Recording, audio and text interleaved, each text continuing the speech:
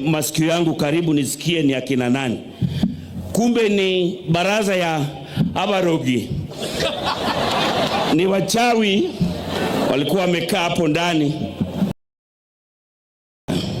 Hello viewers, welcome again to Kenya Media for another exciting story where lawyers Danstan Omari and Sam Nyaberi want NCIC to take action against Jalango over Uchi's joke on Kisii community. Before we dive in, please make sure you subscribe and turn on notification tab so that you don't miss out any of our news alert.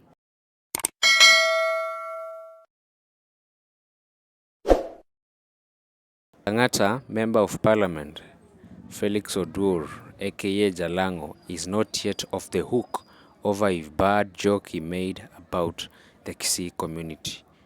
Mimi nilichaguliwa kwa chama cha ODM, yeye akiwa amechaguliwa na UDA, lakini yeye ndio akakuwa rafiki wangu wa karibu zaidi. Wakati nilikuwa na rambe ya wamama siku kama leo mwaka uliopita, yeye mwenyewe alifika hapa na nilisema lazima nifike mapema. Jana niliingia hapa mapema nikalala hapa Marani. Pali naitwa Marani Simba Lodge. Mnajua Marani Simba Lodge? Sasa nikiwa hapo ni pali ndogo hivi nikapata kuna baraza fulani inaendelea. Watu kama 12 wamekaa kando hivi wanaongea. Nikasema wacha niweke masikio yangu karibu nisikie ni akina nani. Kumbe ni baraza ya Abarogi. Ni wachawi walikuwa wamekaa hapo ndani wanaongea. Wanasema vile Jaffa amewaharibia kazi. Ni wale wa kukimbia usiku kwa sababu Jaffa ameamua kila pali stima. Sasa pali ya kufanya kazi yao ya usiku ya mbio hakuna. Alafu hapa chini banda, unajua Jaffa ameweka hii stima yenye ukikaribia ndio inawaka. Sasa ukikanyaga chini ndio inawaka. Na amesema tena kwa budget inaongezwa stima hapa Kitutu Chache North ikuwe inawaka yote. Barabara pia nimeona amemaliza pale. Yani ni jamaa first time, na sisi wengine hata tutapitia huku siku moja kuangalia vile anapanga kazi. My friend Jaffa, thank you so much for honoring me and making sure that I can come here and be with your people. Watu wa Kitutu Chache North, nikirudi Lang'ata nisalimie watu wa Lang'ata. Wapi salamu za watu wa Lang'ata? Asante sana. Na moja wao yuko hapa, mimi ndio mbunge wake, deputy president wetu anaishi kwangu Lang'ata. Mimi ndio mbunge wa rais wetu William Ruto anaishi kwangu wapi?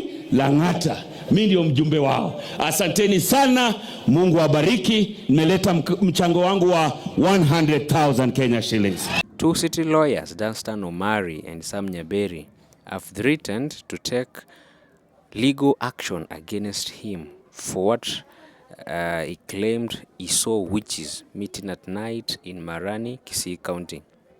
Jalango has since apologized for the comments, but the two insist he should face the law. In a strongly worded demand letter to the National Cohesion and Integration Commission and the legislature, the two lawyers have accused Jalango of ethnic profiling and hate speech. Geoffrey Mosiria wants Jalango fined 3,000 male sheep over witches in Kisii remarks. The lawyers gave Jalango a 48 hours to issue an apology, failure to which they threatened to take legal action against him. But while the MP has already issued an apology and explained the context of his statement, Danstan Omari has insisted that he will take legal action against him. Their letter had indicated their plan to seek an injunction against the legislator to prevent any further harm. They also hinted at asking the NCIC to investigate him and take appropriate action. Jalango responds after his claim of seeing witches in Kisii goes viral. I quote, "I've been misrepresented." In addition, the lawyers asked Jalango to stop making any further comments about the Kisii community. In a separate letter to National Cohesion and Integration Commission, the two lawyers claimed Jalango's comments not only insulted the Kisii people, but also undermined the constitutional values of unity, respect, and dignity. They also argued that the comments amounted to a violation of the National Cohesion and Integration Act, which criminalizes hate speech, ethnic profiling, and the incitement of discrimination. Should the National Cohesion and Integration Commission establish a breach of the law, Omari and Nyamberi demanded that NCIC take disciplinary measures against the MP, including sanctions, penalties, or referrals to relevant authorities.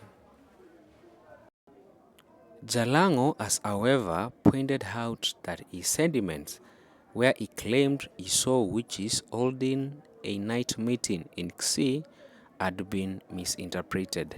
Hali ndogo hivi nikapata kuna baraza fulani inaendelea.